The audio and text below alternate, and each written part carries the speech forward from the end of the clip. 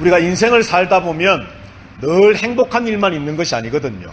때로는 힘든 일, 괴로운 일, 도저히 내 힘으로 감당할 수 없을 것처럼 느껴지는 일들도 우리는 겪으면서 살게 됩니다.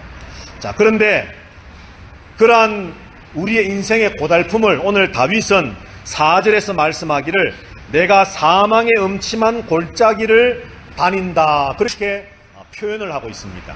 그런데 여러분, 우리가 이렇게 인생을 살다가 고난을 겪고 어려움을 당할 때에 누구나 다 공통점이 뭐냐 하면 자기가 당하고 있는 그 고난과 아픔이 제일 큰 것처럼 느껴진다는 겁니다. 그리고 인생을 살아가는 가운데 지난 과거에도 어려움이 있었는데도 불구하고 지금 당하는 어려움이 그 어떤 때에 당했던 고난보다도 더 크게 느껴지는 것이 우리들의 마음이라는 거예요. 여러분, 우리가 인생을 살면서 고난이 분명히 있습니다. 아픔이 있습니다. 그런데 그것이 아무리 크게 느껴지고 더 이상 여기서 내가 헤어나올 수 없을 것처럼 느껴져도 그것은 한순간에 불과하다는 겁니다. 믿으십니까, 여러분?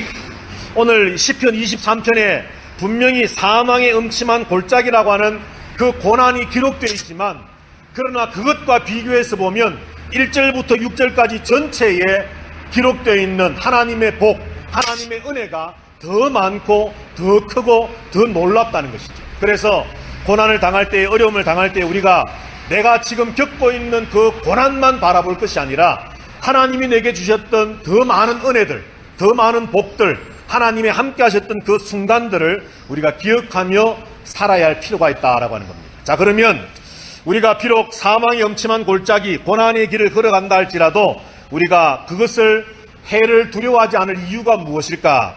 직접적으로 4절 말씀에 보면 4절 하반절에 이런 말씀이 기록되어 있지요. 내가 해를 두려워하지 않을 것은 주께서 나와 함께 하심이라. 주의 지팡이와 막대기가 나를 안위하시리이다 하나이다. 그렇게 말씀을 합니다. 하나님께서 나와 함께 하십니다.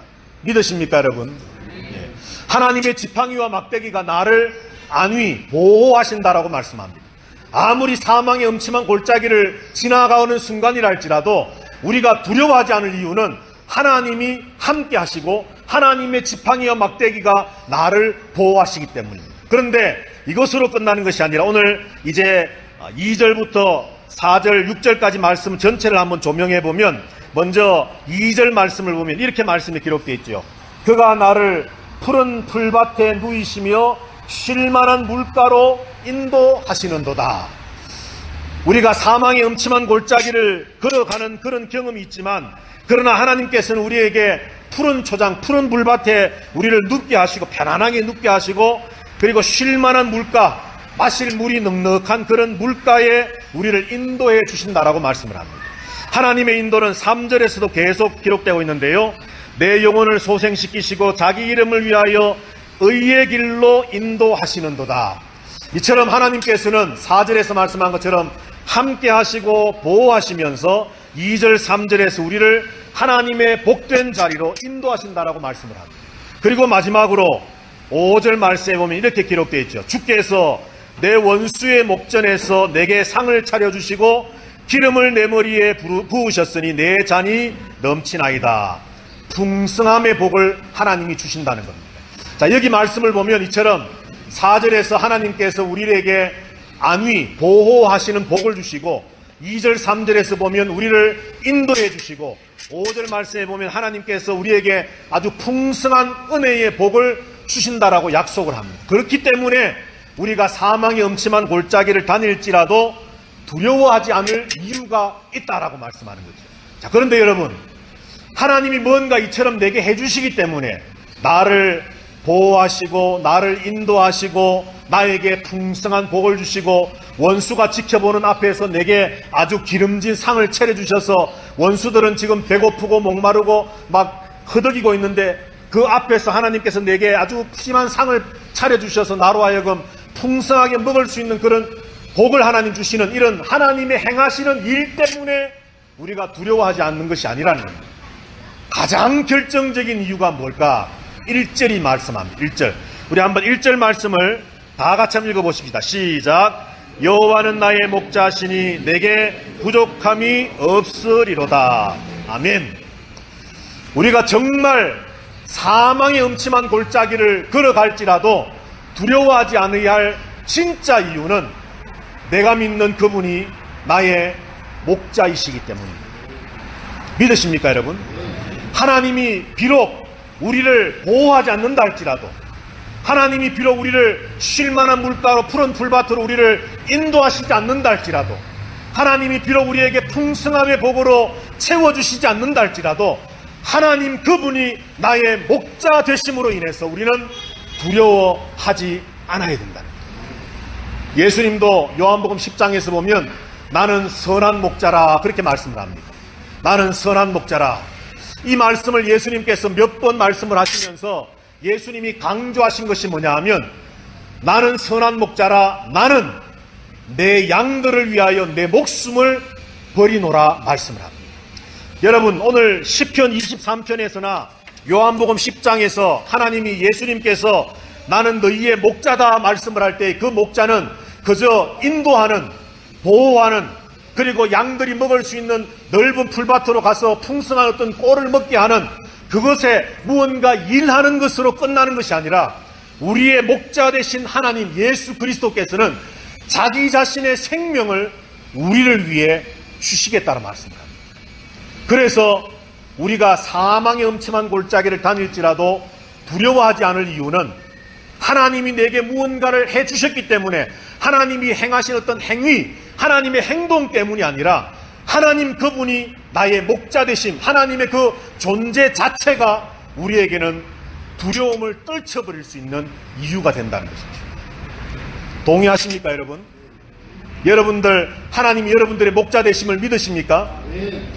하나님이 여러분들에게 인도, 보호, 풍성함의 복을 혹시라도 그러실 분은 아니지만 주시지 않는다 할지라도 그 하나님이 나의 하나님 되심으로, 그 하나님이 나의 목자 되심으로 인하여서 정말 우리가 두려워하지 않고, 내가 아무리 사망의 골짜기를 걸어가고 있는 순간이라 할지라도 두려움이 아닌 하나님을 향해 감사할 수 있는 저와 여러분들이 되시기를 주님의 이름으로 축복합니다. 하나님이 나의 목자 되심을 믿는 그 믿음으로 어떤 사망의 음침한 골짜기를 다닐지라도 두려워하지 않는 것으로만 그치는 것이 아니라 우리 서로가 역시 서로에게 목자의 심정으로 다가가서 서로를 안아주고 격려해주고 손을 붙잡아주고 이끌어주는 그런 서로가 되어질 때에 우리가 아무리 사망의 음침한 골짜기를 걸어간다 할지라도 아름다운 교회라고 하는 공동체가 두려워하지 않을 이유가 분명히 있다는 것이죠.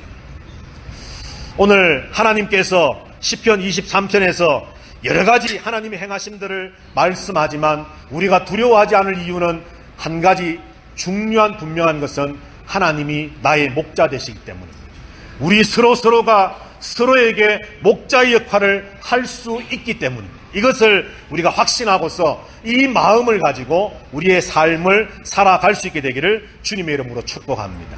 여러분, 오늘 1절 말씀을 한 번 더 보시면 여호와는 나의 목자시니 내게 부족함이 없으리로다 그렇게 말씀을 합니다. 여기 부족함이 없다라고 하는 이 말씀은 영어 성경을 보니까요, I have nothing, I want.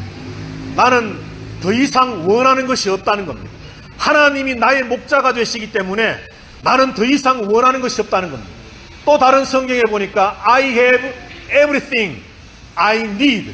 내가 필요하는 모든 것을 나는 가졌다라고 번역을 했습니다. 그러니까 부족함이 없다는 것은 부족함이 있을 수 있는데 억지로 그냥 부족함이 없다가 아니라 하나님이 나의 목자가 되시기 때문에 나는 더 이상 원하는 것도 없고 나는 모든 것을 다 가졌다라고 하는 고백이 바로 이 내게 부족함이 없다는 고백입니다. 여러분들, 하나님 한 분만으로 부족함이 없으십니까? 하나님이 여러분의 목자 되심으로 여러분 모든 것을 가졌다고 믿으십니까? 하나님이 저와 여러분의 목자 되심으로 저와 여러분들 더 이상 원하는 것이 없다, 하나님 한 분만으로 나는 참 만족한다는 고백을 여러분들 진짜 하십니까? 그렇다면 우리는 두려워할 필요가 없습니다. 지진이 와서 예배당이 없어서 이렇게 참 커피꽃 카페에서 예배하고 또 주중 모임을 갖지 못하고 역시나 계속해서 여진이 오면서 조금 어떤 흔들림이 있으면 마음에 덜컥 겁이 나기도 하고 하는 그런 경험들이 아직 여전히 있지만 사랑하시는 아름다운 교회 성도 여러분들, 더 이상 두려워하지 마십시다. 하나님 나의 목자 되시기 때문입니다. 멕시코에 코퍼 캐년이라고 하는 데가 있다고 합니다. 저 북서쪽에 가면 치와와주에 코퍼 캐년이라고 하는 골짜기가 있는데 면적이 6만 5천 제곱킬로미터라고 합니다. 그런데 그 계곡의 캐년의 제일 깊은 곳이 미국에 있는 그랜드 캐년보다도 더 깊은 곳이 있다고 합니다. 우리는 캐년 그러면은 미국의 그랜드 캐년 이것만 우리가 떠올리는데, 우리가 살고 있는 이 멕시코 땅에도 저 치와와주의 코프 캐년이라고 하는 그런 엄청난 골짜기가 있다는 겁니다. 그런데 왜 제가 이 말씀을 드리느냐 하면, 여러분들 아무리 골짜기가 깊다 할지라도, 그 깊이가 몇 킬로가 된다 할지라도 바닥이 있다는 겁니다. 믿으십니까 여러분? 아무리 골짜기가 깊어도 바닥이 있습니다. 그러면 어떤 분들은 그럴지도 모르겠어요. 목사님, 바닥인 줄 알았는데 지하도 있던데요. 예, 지하도 있을 수 있습니다. 그런데 여하튼 아무리 사망의 음침한 골짜기가 깊고 깊어서 끝이 없어 보이고, 언제 이 고난이 끝나나, 언제 이 아픔이 끝나나, 언제 이 어려움이 끝이 날까라고 하는 생각이 들지만 분명히 바닥이 있습니다. 끝이 있다는 겁니다. 그래서 우리는 두려워하지 않을 이유가 있는 겁니다. 언젠가 제가 말씀드렸지요. 여러분들, 터널은 끝이 있습니다. 터널에 들어가서 깜깜한 사방을 분별할 수 없는 깜깜한 터널에 우리가 들어갔다 할지라도 그 길을 한 걸음 한 걸음 걸어가다 보면 분명히 밝은 빛이 있는 끝이 나온다는 겁니다. 밤이 깊으면 깊을수록 태양이 떠오르는 새벽은 더 가까워지는 법입니다. 우리가 두려워하지 않을 이유는 하나님께서 우리를 인도하시고 보호하시고 풍성한 복을 주시고 하나님이 우리의 목자 되신다라고 하는 오늘 성경에서 말씀하는 이런 이유도 맞지만, 우리의 삶의 경험을 통해 우리가 알고 있는 것은 그 어려움도 끝이 있다는 것이죠. 그래서 오늘 마지막 6절 말씀을 보면서 말씀을 마치려고 합니다. 6절 말씀에 보면 다윗은 이렇게 결심하면서 말씀을 마치고 있습니다. 내 평생에 선하심과 인자하심이 반드시 나를 따르리니 내가 여호와의 집에 영원히 살리로다. 사망의 음침한 골짜기를 걷지만, 고난이 있고 아픔이 있지만, 이러이러한 이유들 때문에 내가 두려워하지 않으면서 나는 영원토록 하나님의 집에 살겠습니다. 여러분들, 실제로 다윗이 성전 안에 1년 365일을 산 게 아니지 않습니까? 이 말의 의미가 뭐겠습니까? 믿음으로 살겠다는 겁니다. 하나님만 바라보고 하나님만 의지하고 하나님만 앙망하면서 살겠다는 겁니다. 이것을 또 다른 말로 바꾸면 말씀대로 살겠다는 겁니다. 거룩하고 성결한 삶을 살겠다는 겁니다. 하나님의 자녀된 그리스도인다운 삶을 살겠다는 겁니다. 때로는 인생에 고난이 있고 사망의 엄침한 골짜기가 있어서 괴롭고 한숨 나올 때가 있지만, 그러나 두려워하지 않으면서 하나님의 집에 머물면서 내가 하나님과 함께 동행하는 삶을 살겠다라고 하는 것이 다윗의 고백이었습니다. 오늘 주일을 10월 세 번째 주일을 맞이하면서 참 우리에게 여러 가지 참 어수선하고 힘든 일들이 많습니다. 지진 때문에 어쩌면 멕시코의 경제가 당분간 많이 힘들어질지도 모르겠습니다. 그렇지 않아도 지진이 있기 전에도 다들 힘들고 어렵고 경제가 좋지 못하다 그랬는데, 어쩌면 앞으로 더 힘들어질지도 모르겠습니다. 꼭 경제만 아니라 할지라도 우리에게 모든 주변의 환경들이 어렵고 힘들다 할지라도 여러분들, 말씀의 삶, 거룩과 성결의 삶, 성도의 삶을 포기하지 마시고 두려워하지 마시고 하나님 앞에서 믿음으로 끝까지 승리의 발걸음을 걸어갈 수 있는 저와 여러분들 모두가 되시기를 주님의 이름으로 축복합니다.